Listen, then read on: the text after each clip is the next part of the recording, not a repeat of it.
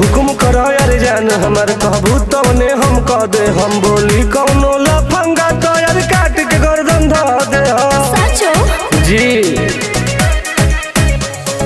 कितना बेर जेल तू गइला हो